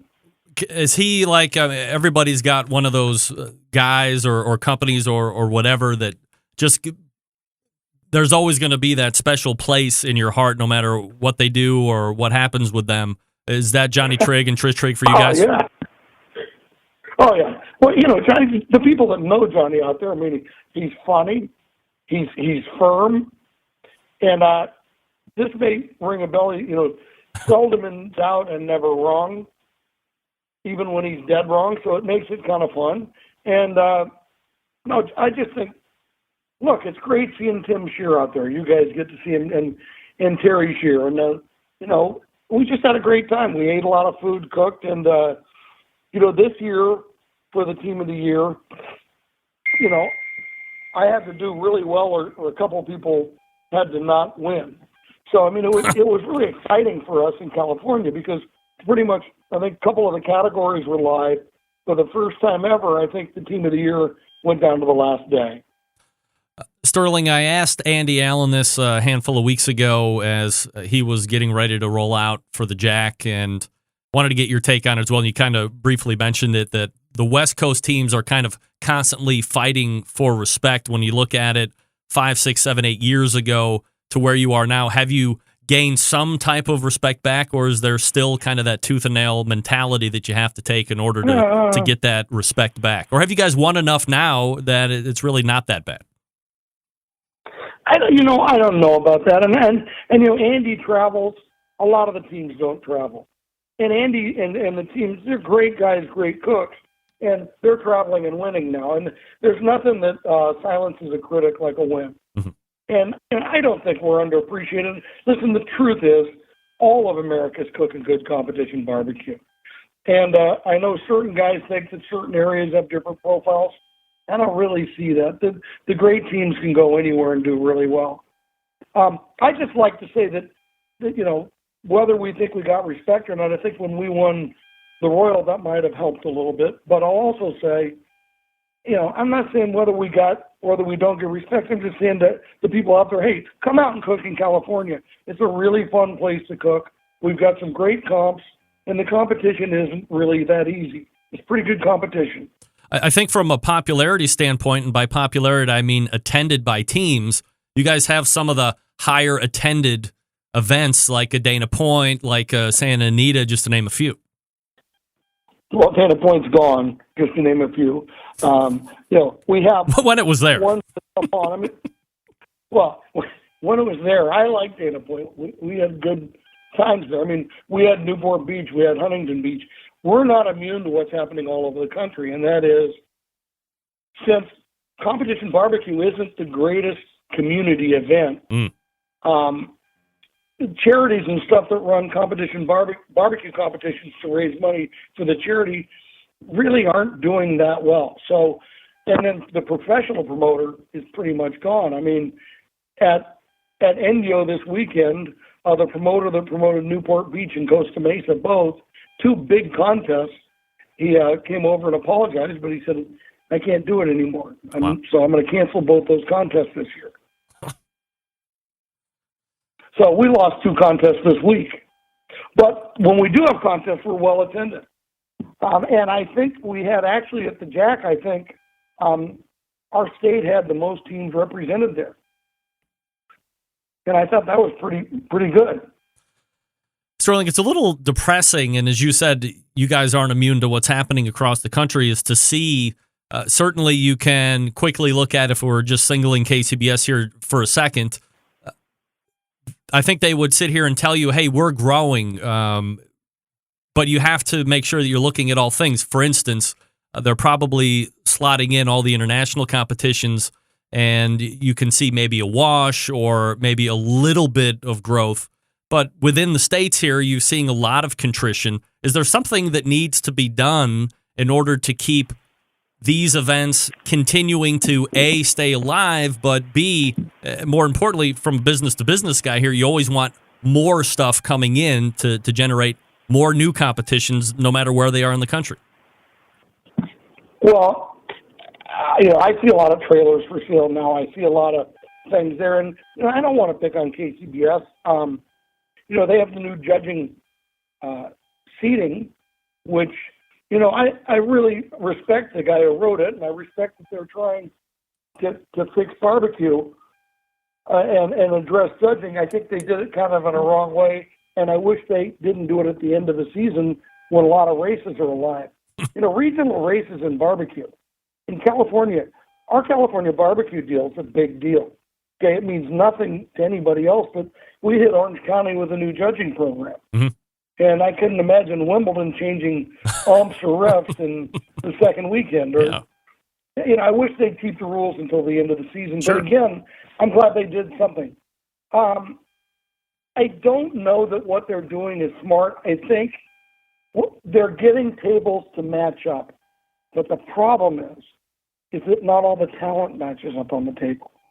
So if you have a table that has 5 really good cooks, and its scoring average is the same under this new balanced judging seating, and you have 5 weak cooks and they're within a point of each other, then I don't think that's really fixed the judging problem. I think what it's done is just brought parity in there. So what needs to be done? Like, what's a good fix? You know what? I've written papers on it. Personally, I think there's a couple things, and we're going to get into this with the King of the Smoker selection. If you just, one of the things, we get so much trouble, and I get so many hate mails and Facebook messages because everybody thinks they should have been invited, and I miss people. I only have 15 spots to give to KCBS cooks. But if I just do it based on Team of the Year, you only keep 10 of your scores. It doesn't count the strength of field you cooked. You could have gone around and not cooked a contest that was close to your house that had 4 of the top 10 and driven 3 states away. You could have been somebody who never cooks against competition. And I sort of think you've got to be judged by who you cook against. I think another thing is you never have to give any points up under KCBS. And that's why, for a cook that's cooking 10 or 15 times, a table of death is crippling. For a guy who's cooking 40 contests, it's not so crippling because they're going to get to throw away 120 boxes anyway. So I like to look at how many times you're in the top 10 because I think really good cooks are in the top 10 all the time. Travis certainly is. I mean, there's not a format I think you could create that wouldn't have Travis Clark having one of the greatest seasons of all time. Sterling, if I could back up just for a second. By the way, I agree with what you just said there as far as Travis having perhaps one of the best, maybe the best, single best competition season we've seen since the history of competition barbecue. But from a judging, and he's got that big ginger head, and it just got bigger. He won't fit in the trailer. That's why he got a new trailer, so he could fit his head in it. Did Travis get a new trailer? Yeah, I thought I heard that he was getting a new trailer, or was he just putting one up for sale? I'll tell you what I'm going to do. I'm going to have to buy bigger pillows if you can. From a judging standpoint, let me offer this as a potential fix just to get your take on it. What about something along the lines of an IBCA, where it is more of a, let's call it a people's choice? So you're taking out this certified barbecue judging style, and how does that really happen, and what team is being brought in to show you what's good, bad, and average barbecue, where you just get X amount of people in the tent, however many you need to make it judge worthy for the amount of teams that you have, and then whatever tastes good to people is what's going to rule the day. Doesn't that make a little bit more sense, and would that work? Well, first of all, I don't know. I've never cooked an IBCA contest. I can only cook so many times a year, so I cook KCBS. I don't know that, but I don't know that you just throw all the judging out. But I think you can empower the table captains. I think you can empower the reps. I think the reps know who's strong and who's weak, and also understand I'm as much concerned with the angel table as I am the table of death. Mm-hmm. So, I think recurring training, I think getting everybody judging from the same standards and the same basis is good. And I think there's nothing wrong with enforcing recurring education and recurring training. But what does that look like? Everybody's not in the same portion of town to get everybody at the American Legion to do recurring training. So what does that look like to you? Well, that would be like saying, what's your radio show look like? It's called the internet, baby. Yeah, but it's different. Training. You can get on the internet and do a barbecue show, Sterling, but recurring training for a judge to me means putting stuff in your mouth. Yeah, maybe. That's part of it, yes. You can do it. Look, first of all, I don't really, I think, here's my take on KCBS, and I think this is KCBS judging, because I think this is really, really important. Yeah, it is a topic, if we're being fair, it is a topic that is continually coming up. So I agree with you. Go ahead. Okay, so let me tell you what I think about KCBS judging. I think in the big picture, they're usually right. Mm-hmm. You just don't want to admit it. But if you go micro and start taking it table by table, there are egregious errors both on plus and minus. But I like to tell everybody, they've, over a 10-judge sample, 10 comps sample, the judges are usually pretty right, I think. And look, I'm not saying that to placate judging, but I'm saying, everybody blames their brisket, or they blame their rubs, or they blame the judging. And, I think that you can do a lot to help judging. But I do think big picture, they get it right. The good teams win an awful lot. Okay? And the good teams win when they get a table of death and don't hit the angel table. So, I look at judging. I love Barbecue Data. I think that's a wonderful site. And I use that to improve our ribs. Because I looked at it from a big picture thing, took my ego out of it, said, where am I coming up short in the ribs? And over 10 contests, there are the tea leaves for you. They're there. So, I really believe it. I think there's a lot of room for improvement. I think they should improve it. I don't think they should mask it. But I think at the end of the year, I can tell you, I won 10 GCs last year in 25 contests. Mm-hmm. I have 6 this year. And I can tell you that there's 3 tables that kept me from 9. Or I believe that. And I can kind of prove that. It's 1.5 points from 3 GCs. 2 points. and by the way, I couldn't get 25 cooks in. Mm-hmm. I'm stuck at 24, and I didn't get in Vegas. So I'm done at 24. I like to cook 25 contests. But, I don't know. And people are saying, "Oh boy, you're slumping so bad." I think GCs are really hard. Okay, and I don't take them for granted or lightly. So, it's funny. One team came up to me because we came in 11th in Reno, and he said to Santa Anita, he goes, "Well, I hope you guys get out of your slump." Well, we hadn't been out of the top 10 in, I think, over 2 years, so that was a slump, other than the Royal and Jack. So I said, I don't think we're in a slump, but, they're kind of looking at me like I'm vulnerable. Look, here's the other thing. Like I said, there's great cooks wherever you go, and that's what makes it fun, and there's great people, there's great food, it's a great hobby. But if you don't figure out that you're not going to be able to reduce the cost of competing, you better figure out how to spread the money around and make it to where it's less costly for people, the average person, to do this. And, I am a representative of Smithfield. I'm biased. I was part of the creation of the grant, along with other people. I think the Smithfield grant is one of the greatest things at barbecue, and you still see haters. Here's a company that's putting over $5,000 in over 50 contests this year and committing to do more. And all they're asking this year is to make sure you pay 10 deep and encourage you to have a good charity and encourage you to have kids queue. Right, and they took out the guaranteed spots that they were going to need for like 2 or 3. They even took that out. Right. Well, you know what? It was the first year, and here's the deal: if you don't like it, don't enter them. Right. But I know a lot of people. First of all, I think most people really like it, really appreciate it. I don't want to overweigh the social media of people who are very vocal, okay, in a negative way. But, how can you complain about a company that comes here instead of paying an ad agency, puts it in prize pools around the country? I think that I don't understand that. Actually, it's one of the things. I think there's more organizations that could probably contribute financially on a team level, on a contest level, on a ground level. Sterling, can I hold you over for one more segment? We talk about King of the Smoker? Sure. All right. Stand by. I haven't filled the chat room, have I? Say what? You're what? You there? I haven't filled the chat room, have I? No. What are you kidding? Stand by. Hold on.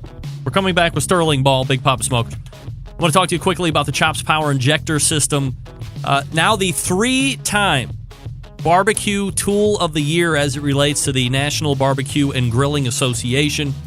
From backyard cooks just like me to caterers, restaurant chefs, competition pit masters. There's 3 different ones to choose from. You have the half-gallon Chops Power Injector System.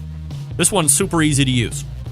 Clean it, fill it, pump it, away you go. If you have just one brisket or pork shoulder to do, you don't need to fill it all the way up. Just put in what you need. It uses it all. It comes with a whole bunch of really cool stuff. It's $100. You pay shipping on top of that. Then you have the bigger brother, the 1 gallon. This is for people that are in those big competitions like, let's say, Memphis in May, if you're trying to inject a whole hog, or maybe you're doing 10 shoulders, so you can get that perfect one. It comes with the same stuff as the half gallon. It's $120, plus you pay the shipping on top of that. Then, of course, you have the Chops Full Power Injector System. It's the commercial and competition Big Daddy, not a holding tank this time. No. A 3.5-foot pickup tube usurps the tank, and you can put it in any size container you want, from a few ounces to a 55-gallon drum. It was designed for Chef Rob at the Best Barbecue Restaurant in Kansas City, and he has said time and time again that with the Chops Full Power Injector System, his briskets are better than ever. This one comes with a whole bunch of cool stuff. It's $325 plus shipping. A number of the top pitmasters in the country and world use this deal. We live in a foodie world that requires flavor in every bite. This is how you do it and do it fast, and it's not just for meat. How about alcohol-infused watermelon? If that's your deal, go ahead and have at it. Every injector hand-assembled right there in Kansas City, Missouri, USA. They got a whole bunch of extra accessories if you want them. Hit the website, Barbecue Kansas City, BARBEQUE, barbecuekansascity.com, and pick up the Chops Power Injector System. You're going to wonder how you ever injected with one single needle. That was my first question. I was like, I did this with one needle this many times before? Don't do it. Get the chops. Save the time. Be efficient. BarbecueKansasCity.com. We're back with Sterling Ball right after this. Stick around. I'll be right back. Continuing to produce incredibly mediocre content in an exceptionally professional way. You're listening and watching the Barbecue Central Show. Once again, here's your host, Greg Rampey. All right, I mentioned it in the first hour. The 2018 grant program officially closed for applications. Well over 250 applications were taken while this application process was happening. Huge response. More to come on that as it's released to me. The 2018 Committed Cooks program will be ready to jump off with info here in the next few weeks. So keep checking the website, smokinwithsmithfield.com. That's smokinwithsmithfield.com for the Committed Cooks program. Very fun. All right, Sterling Ball is my guest from Big Papa Smokers. Sterling, of course, we were alluding a little bit to the King of the Smoker last segment, and this is the 6th year, correct? Yes. After the first year, everybody said that was there, that it was the best competition ever, and I don't know if it has dropped off in complimentary popularity ever since. So, from the first year when Chris Lilly won it... Wait a minute. Well, yes? Yes. Go ahead. No, I hope they still like it. I mean, the team and crew at Big Papa Smokers works really, really hard, and now we've got Smithfield as our title sponsor, and Emily, Deidre, and Taylor, and all that. They really work hard too. I mean, it's supposed to be a positive. Well, the good news is it does appear that the people that cook it think it's a positive. Plus, you've made it a crowd event, family-friendly demos, like a teaching. It's not go hide and seek. Well, the demos are awesome, and nobody's ever said no to me on the demos. Okay, and by the way, you get a 10 by 10 with no sides. You get the same size table as everybody, and they're jammed in close. And you can ask for 2 sides, and I'll give them to them, but I'll call you a derogatory word as I give them to you. Flame them on the internet. Well, I got to be careful here, but there are a couple people who have asked, and I ridicule them. But anyway, we've got a really good field. I think we have the winner of the American Royal Invitational. Right. We have the winner of the American Royal Open, Blaine, and reigning last year's Team of the Year. We have Rocky Top Barbecue, the winner of the Jack and the runner-up at Sam's. Yep, just on. And by the way, the really interesting thing was that it really came down to several teams, and some of those teams knew it, and it came down to really how they did it at the Jack. And it was additional pressure that I didn't really want to put on them. But what happened is Rocky Top shot up, but 1-2 barbecue at the same time. I think 18th in the country. Steve Hayden can cook. And, that team's a great team, and his batting average is super high. Mm-hmm. He cooks where he can, and he was just really a pretty easy selection. By the way, I do have a committee that I work with. There's one thing, the committees ask one thing to serve on the invitation committee. Okay. And only one thing. And that's that I don't disclose who they are. Oh, I was just going to say, is it a secret society like the Barbecue Hall of Fame or what? Well, yeah, it is. But, I think, oh, great, you want me to take all this? Well, it's your party. Anyway, we spend a lot of time. So let me break it down because everybody thinks it's the KCBS Team of the Year. Right. And I think the KCBS team, it's the first thing we start from is the KCBS Team of the Year list. And it's the least weighted when we finish. All right.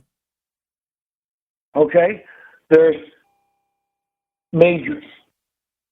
There's batting average. That means taking your GCs and RGCs and dividing it in the number of cooks. There's no percentage in the top 10. There's strength of field. Are you cooking against good people? But if you're really not cooking a real tough schedule and you're still appearing very high in KCBS, but you've been out of the top 10 or 15 times, that's probably going to hurt you too. But I also want to make a big picture. Barbecue is bigger than KCBS. And I say that not ripping on KCBS. I think they take the brunt of all of barbecue sometimes, and barbecue is much bigger than them. I mean, and we were guilty of not giving IBCA enough credit. Yep. And this year we've got Rio Valley Meat with Fred Robles, yeah. the IBCA of the year, and I think he tied for it the year before. We have J.D. Henley with Buckshot, and we have those, Danny and Corey Likes that cook both KCBS and IBCA. There's FBA. Rub Bagby got invited for winning FBA. But you got to realize that it starts with Johnny Trigg's always going to be invited. And believe it or not, sometimes people question that to me. They say, Johnny paved the way for what we're doing. And by the way, when we announce on Facebook and kind of dribble out the announcements, I mean, in 3 days, Johnny Trigg had 11,000 views. And I don't want to take away anything more, but his invitations had an awful lot of views. And when the contest's over and the crowd's there, Johnny's got a very, very huge crowd. Yep. And I think most people believe that Johnny belongs there. That is, if you believe that I should have a contest that isn't just the KCBS Top 25. Right. So anyway, you've got a situation where you've got Johnny, you've got Myron Mixon. I mean, if Myron Mixon says yes to you, you invite him. Myron Mixon when I invite him, I send him a text. I usually hear back from him in like 5 minutes. Yes. Can't wait. Okay? Tuffy Stone. I mean, I don't think you get a classier, nicer cook with a higher integrity than Tuffy Stone. Sure. And, winning Jack 3 times and what he did from Pizzmasters. Then you get Big Bob Gibson. Well, that's the winner of Memphis in May. Yeah. And I love it the first year. The expert said, well, Chris Willey's not really a KCBS cook. Well, he managed to win. Yeah. Chris Willey and all those guys are really good teams. I think what was really interesting, I don't want to interrupt you here, Sterling, but I do want to point out that Chris Lilly, Chris Lilly won King of the Smoker the first year. And then earlier, like maybe a month earlier than that, he won that Ozerski's Bare Knuckles barbecue competition, which was kind of akin to a King of the Smoker to a certain degree. None of the extra stuff. It was all, the same meat and all that. So Chris Lilly, I mean, if you know him, the guy can cook. But he has shown in different varieties that he's just as good a cook as he is a pork shoulder cook, as he is a KCBS cook, as he is somebody else cooking. One of the problems is that most of these people, and, look, everybody's busy, but it takes a lot for me to cook 25 times on the circuit, and I still have business. And also in my spare time, I made a record this last year, and I actually got signed to Mascot, which is an international record label. So, I mean, it's everything I can do to get to 25 in, but I love it so much. But there's no way Chris can. There's no way Tuffy can. Right. I mean, it just gets too hard for them. I think it's great what Johnny does. But, we have Iowa Smoky D's, and I think Darren's one of the greatest guys ever light charcoal. Yep. Ever fire up a Jambo. I think Darren and Sherry are just incredible. You got Travis, you got Shake and Bake, you got American Dream. The Qualls are great couple.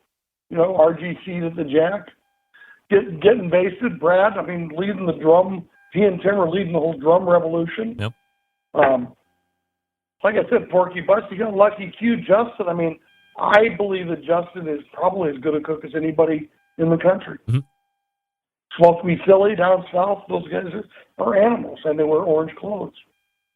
But you got Sauce, lot of good, great record. You got Gray Street had another good year, followed it up. I'm really excited to invite Shiggin and Grinnin. And you know what? I want you to know I did get the Shiggin and Grinnin breakfast at the Jack. Yeah, well worth it. So, yeah. I don't want to say they're a lock for the rest of their life, but I like that breakfast. Old Virginia Smoke. I mean, Fat Boys, Buckshot, Rio Valley. We have Smithfield has they have the ability to pick one team, and what they did is they used their pick to promote the Smithfield Classic in Virginia, and David Favall won that, and that was awesome.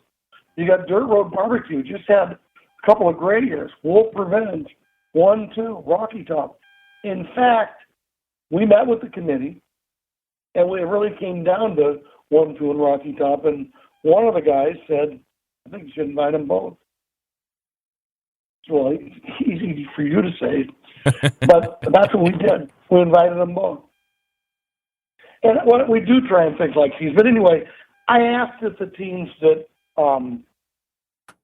feel jilted, we don't do this to jilt somebody. It costs me a lot of money and costs the team at Big Papa Smokers, they work their tail off for months and then they pretty much don't sleep during it. We're not trying to hurt anybody, offend anybody, but everybody's list of 24 or 25 teams would be different. And usually it would include them going, right? Excuse me, what? I said, and usually it would include them going if they're not on the list. Oh, absolutely. Well, look I made mistakes in the years past. I probably made a mistake this year or two, but it's not for lack of trying. I mean, I'm really trying to not just look at marathoners. I'm trying to look at people who are really consistent and really good. I'm trying, and let me see the last one, which is the most important thing. Yeah. And that's chemistry. Okay? You go to the King of the Smokers and why everybody likes it? Because they all get along. I don't care if you're Myron Mixon, Tuffy, or Darren, they check their ego at the door. Travis, Johnny, everybody behaves. I've never had a problem with the King of the Smokers. And chemistry is really important. This is December 1st and December 2nd this year, correct? Yes, at the Westin Mission Hills in Rancho Mirage, California.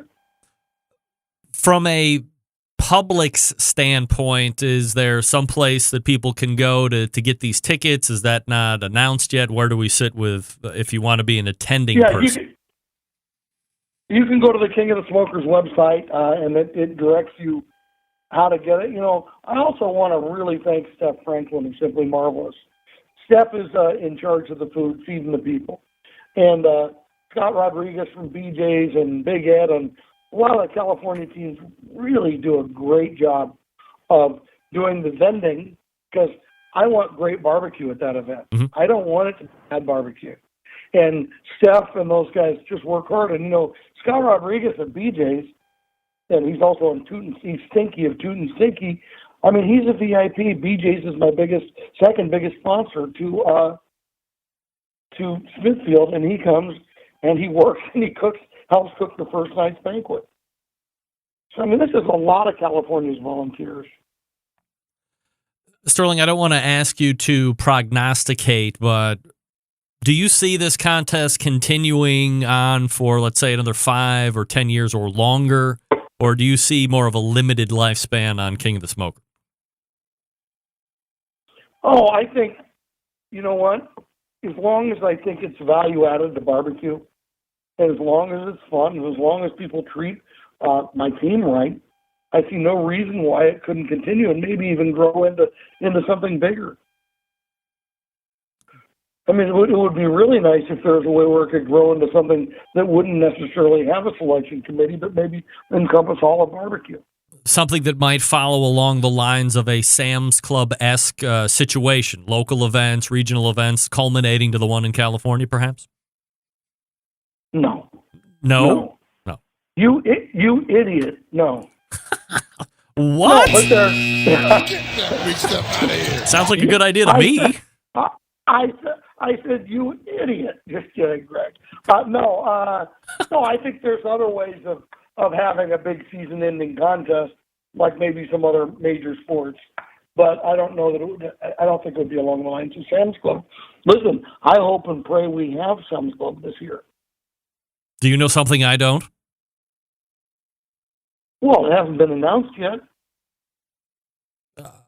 Well, on this show, I had one Mike McLeod say that in 2018, Sam's Club was going, the National Pro Barbecue Tour presented by Sam's Club. It was going to be back for 2018, but it did seem that in years after that, there was going to be some type of uncertainty, we should say.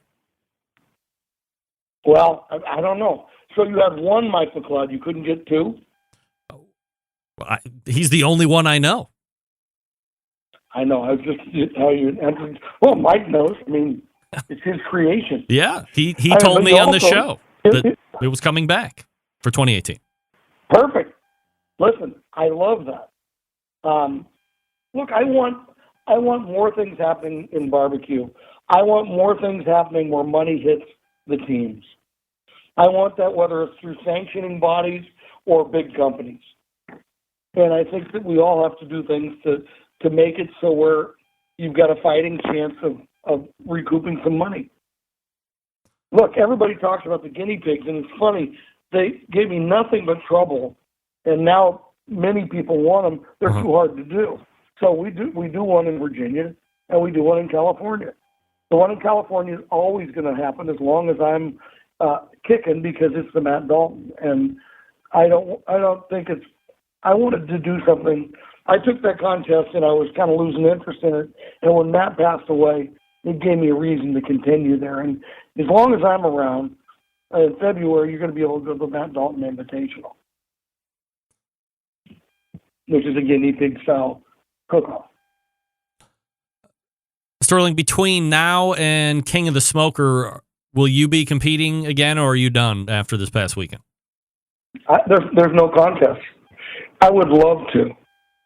I mean, like I said, I didn't get in Vegas, and I sort of have bad feelings about that, but I guess just like guys who didn't get King of the Smokers have bad feelings. Well, you said you had never cooked an IBCA. I'm sure there's got to be more than a handful of IBCA events that are going to be taking place over the next month. Yeah, but where? I mean, probably Texas. Okay. How far is Texas from you? I don't know. I think 15 or 16 days away. Yeah, listen, it's like the Jack. I think you wanted to talk about the Jack, too, just to remind you. I mean, James drove 36 hours each way. I mean, we have DOT on our truck because of the logos. Oh. So for one contest, he drove 36 hours each way. That's 10-hour shifts, I think, max, right? Exactly. Yeah. Exactly. So that's 8 days, 9 days to go to the Jack when you're DOT.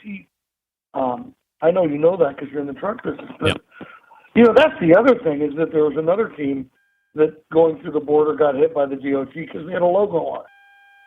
And it's like, okay, really, we're going to harass barbecuers now? James got pulled over again because he had the DOT sticker and it said DOT in our number. It didn't have a period after the D, after the O, and after the T. So we got a ticket for that too. Wow. The DOT's got to make their money. I mean, it's not. Well, but it's hard for us to go there. I mean, I'd like to be able to do it. I think you were asking me earlier about teams trying to make a living in barbecue. And I really don't know anybody who really is trying, or that high a percentage. I mean, there's a lot of people that open restaurants, but I don't know anybody that's competing and trying to make a living competing anymore. That business model has been proven to be not necessarily attainable. Well, I think it's really hard. First of all, look, the old timers, and geez, I guess I'm almost an old timer. I'm old, but I think I've been cooking 7 or 8 years. I don't even know. And, I know I get these Facebook flashbacks. I said, geez, I thought I just started. Of course, I can't find my keys either. I think barbecue's harder now. I just believe that there's so much information and there's so many classes and there's so many talented cooks out there. I mean, that's why I don't think I think it's hard. I think barbecue's really hard. Sterling Ball is the pitmaster. That's why we practice so much. I think that depends on who you talk to. I know a lot of guys that don't practice, or they're very quiet about it, but they say they don't practice. All right, I know you're trying to get rid of me, but let me tell you, it's like I deal with every guitar player in the world. And there's certain people who can put the guitar away for like 8 weeks Yeah. and then go up and play the most complicated piece and not miss a lick. And then there's other people that are tremendous virtuosos like John Petrucci at Dream Theater that practices 3 hours a day. I don't think you have to practice. I have to practice. That's what I think I have to do. I also think I can't shave the week of a contest. So I've got a lot of superstition, but I believe I have to practice.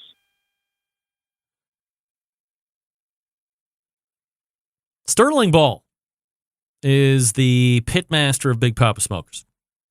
He has an incredible online shop where you can pretty much get anything you need, right? Sterling cookers, rub, sauces.